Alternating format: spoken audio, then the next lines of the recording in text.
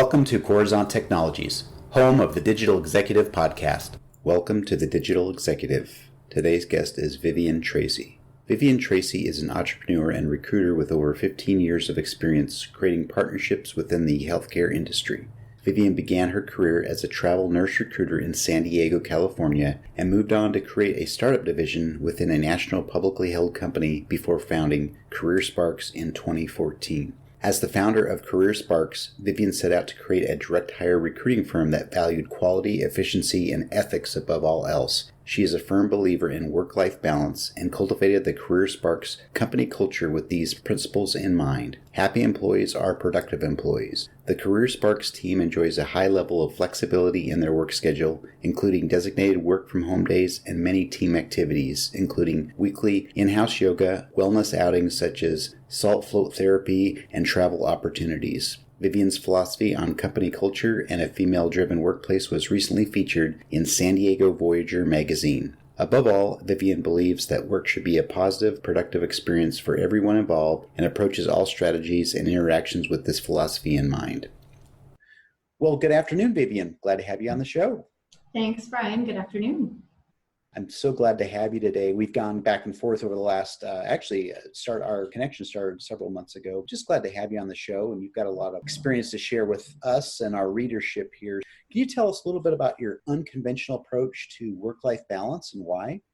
Absolutely. So I am the owner of CareerSparks, and we are a direct hire healthcare recruiting firm. And prior to starting CareerSparks in 2014, I had worked for two other companies for 10 years in the same industry. And I realized that to be a top performer and really be effective in my job, I had to be happy and I had to feel that work was an okay place to be and even a fun place to be. And, the more I felt that, the more productive I was and the more money I made for everybody. So when I started CareerSparks, my goal was really to take everything I liked at these previous companies and, maybe leave out some other things and then also really incorporate it into my personal philosophy. I'm a huge yoga person. We have yoga here in our office every Thursday. We have an instructor come in, and Thursday is kind of that day of the week where everyone's getting kind of tired and maybe kind of frazzled, and especially with more of a sales and person-to-person team, it's really important that, we don't fall apart on Thursdays and Fridays, right? And that we stay calm and we stay focused and most of all positive. And there's nothing I love more than looking around at my team and seeing this sort of serene, calm, happy glow on their faces at, 9 in the morning after yoga. And we always have a great Thursday and a great Friday because of that. So that's just one small thing that we do. I am also someone who, I suppose, as with most entrepreneurs, I tend to get lots of ideas and get pulled in different directions and get big sorts of energy. And other days I'm like, I'm not into it. I can't sit still and I want to go for a run or do something else. And I know I personally work best when I have the freedom to do that and really monitor, my energy level and my focus as opposed to having it dictated to me. One thing I have really instilled in my team is that they need to be healthy. They need to be happy to do their job. My door is always open. We do a lot of pep talks, I guess, if someone is having a rough week, maybe they had a bunch of deals fall through or what have you. And a big thing that we also do that I think works fabulously is flexible schedules. When I hire for my team, I let them know they're going to have a lot of training. They're going to have serious goals and metrics that I'm all over and will be holding them accountable for. And outside of that, they're adults and they're smart, and that's why I hired them, and they can more or less get their work done on their own time. And I think that when you give people a little bit of trust with boundaries and show them respect, they typically really appreciate it and rise to the occasion. I had in the past tried the strategy of Monday through Friday, 10 to 6, everyone has to be here, rain or shine, and it didn't work. It didn't work for me and didn't work very well for my team either. So I decided to go back to my original kind of gut feeling and what I prefer. So what we do here at CareerSparks, we have a great office. It's really bright, it's fun, the decorations and all that, and lots of natural light. We can step out the door and be at the river, at a restaurant, at a shop, whatever. Although it's funny because no one takes breaks really except me. But anyway, the option is there. And to me, it's important to work somewhere that you feel excited to go to. And being in a cubicle, being in an office park, it's not bad. I've done it.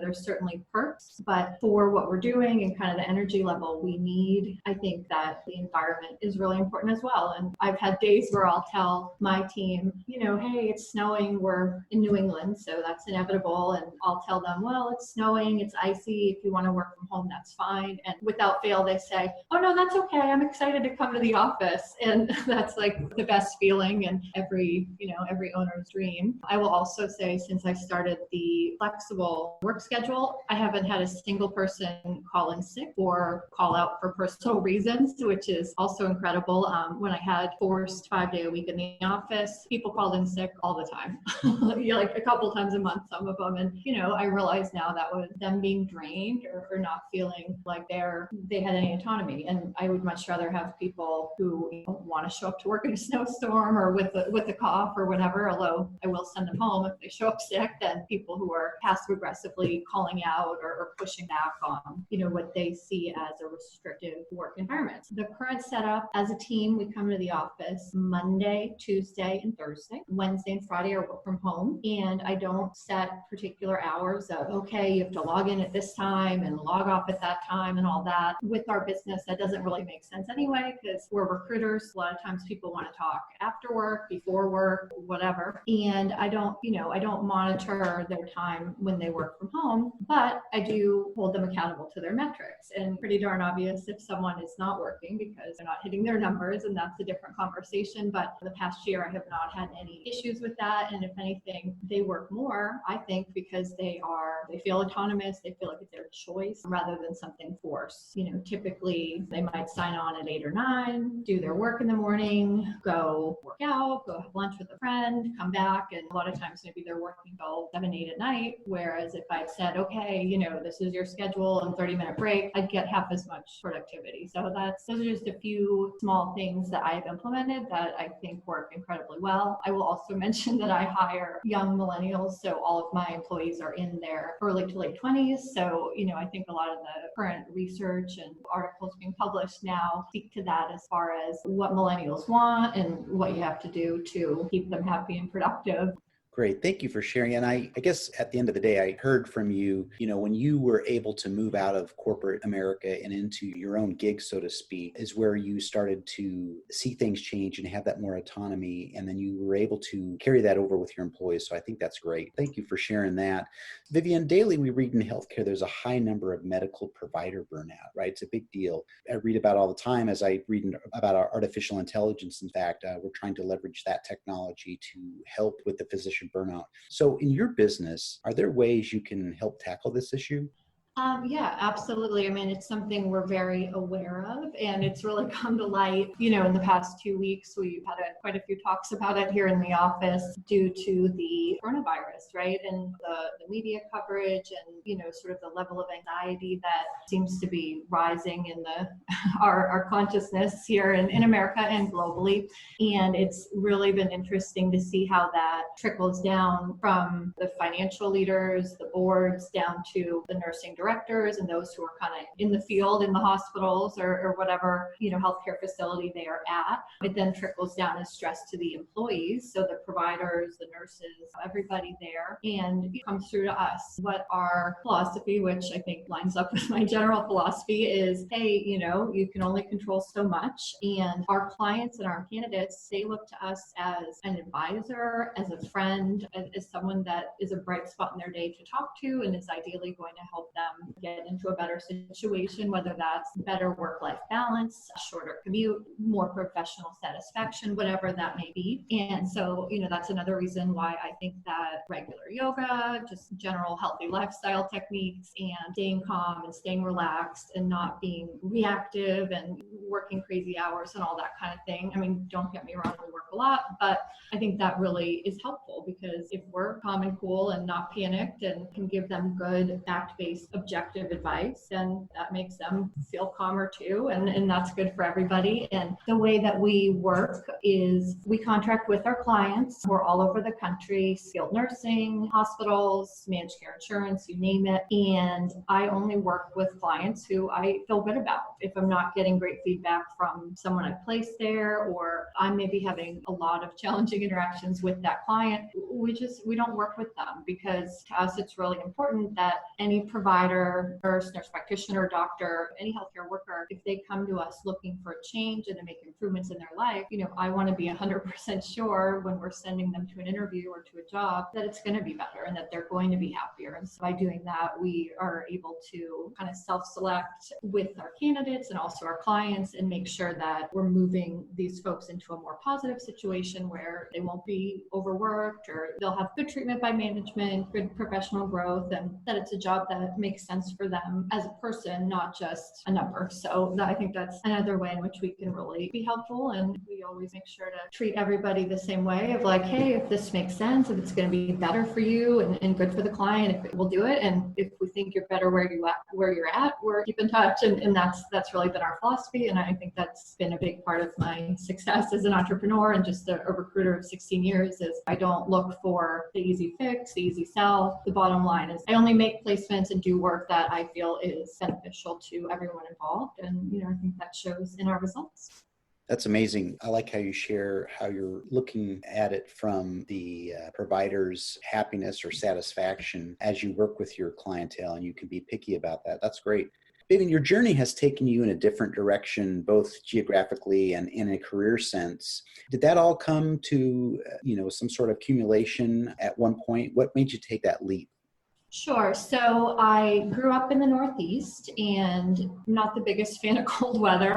It's not the most lofty of, ideals, but that's really what it came down to. So I had a chance to move to California in my early 20s, which I was very excited about. I knew I wanted to work with people. I had a degree in psychology and I got really lucky and got a call about a travel nurse recruiting job and I took it. And that was kind of that. I absolutely fell in love with the industry and really liked so many things about it. I then went on and worked for a company out of New York. It was like a bigger national publicly held company. And with that, I had the opportunity to start a West Coast division that replicated one that they had on the East Coast. They basically gave me a phone and a laptop and said, go get them, kid. And that was basically it. I had 3 years traveling all over California, which was really fun, and getting to meet new clients and people there and just kind of building out this division for them, which I did quite successfully. And I then got to a point where it's like, okay, well, what do I want to do now? I was 30 and felt like I was really old and had a lot of experience, which looking back, it looks different. But at the time, I felt really like ready for a next step. And I came to the conclusion that I knew what I was doing. I was confident in myself and in my skill set. And I wanted to do it on my own and make it exactly the way I wanted. So my philosophy, my ethics, my level of quality, I hold myself to a really high standard and try to do the same for others within reason. So at that point, I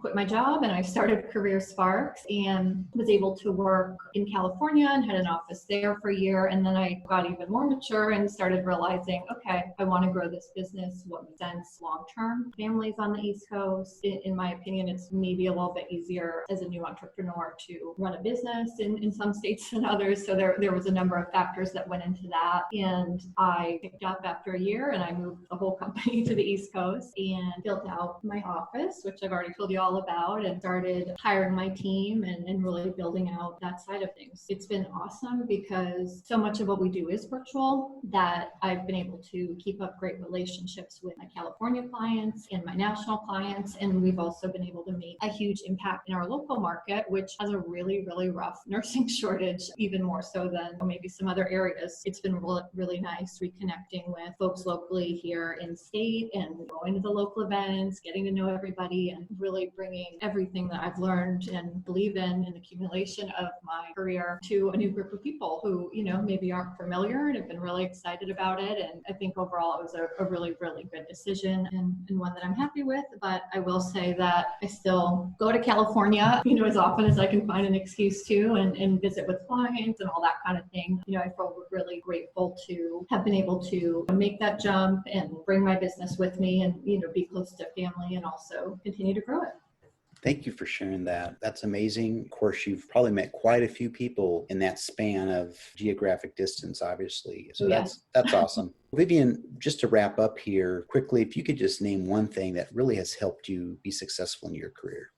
Well, I think that probably my sense of resilience and self-confidence, I don't know if that's exactly the right phrase, but I believe in myself. I believe that it's okay to make mistakes, to fall on your face, whatever the case may be. But I'm also very analytical. So when something goes wrong, I don't dwell on it or stew on it or blame other people. I maybe take a minute to lick my wounds. And then I think about, okay, what was my part in this? What could I do differently next time? What did I miss?